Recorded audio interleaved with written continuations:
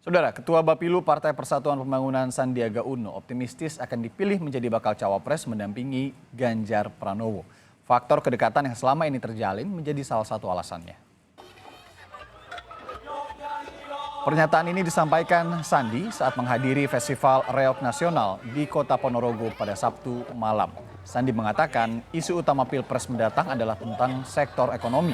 P3 pun mengajukan poros percepatan pembangunan melanjutkan era pemerintahan Joko Widodo. Sandiaga Uno optimistis akan dipilih menjadi bakal calon wakil presiden mendampingi Ganjar Pranowo pada Pilpres 2024 mendatang.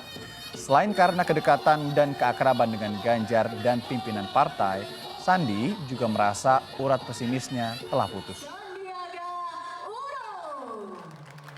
Mendampingi Mas Ganjar. Saya urat pesimis saya itu udah putus beberapa tahun yang lalu. Jadi saya selalu optimis. Saya optimis, tapi saya juga realistis. Saya yakin pilihan itu nanti oleh pimpinan partai politik adalah pilihan yang terbaik untuk NKRI, membangun bersama dengan kekuatan dari persatuan dan kesatuan kita. Secara personal apa juga sering komunikasi secara pribadi dengan Ganjar misalnya? Kita selalu dipertemukan, qadarullah, tidak pernah ada bencana. Saat di Tanah Suci kita bertemu setelah selesai pelaksanaan haji,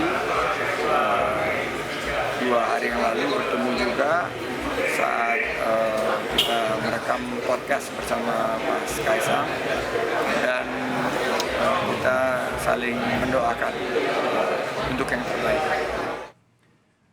Sementara itu, kubu Koalisi Perubahan hingga saat ini masih saling lempar soal wacana bakal cawapres yang akan mendampingi Anies Baswedan. Ketua Umum Partai Demokrat, Agus Harimurti Yudhoyono atau AHY, mengatakan tak mempersoalkan jika tak dipilih jadi cawapres Anies. AHY juga mempertanyakan jika ia yang menjadi cawapres Anies, apakah ada partai yang akan meninggalkan Koalisi Perubahan.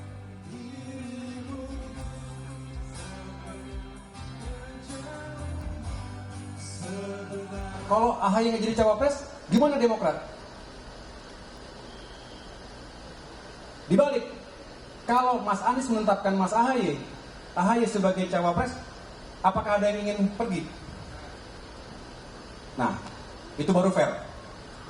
Tapi insya Allah, saya di sini, di malam yang baik ini insya Allah 14 Juli, saya masih punya keyakinan dan harapan tentunya bahwa pertanyaan-pertanyaan itu adalah pertanyaan-pertanyaan yang biasa dalam sebuah konstelasi politik.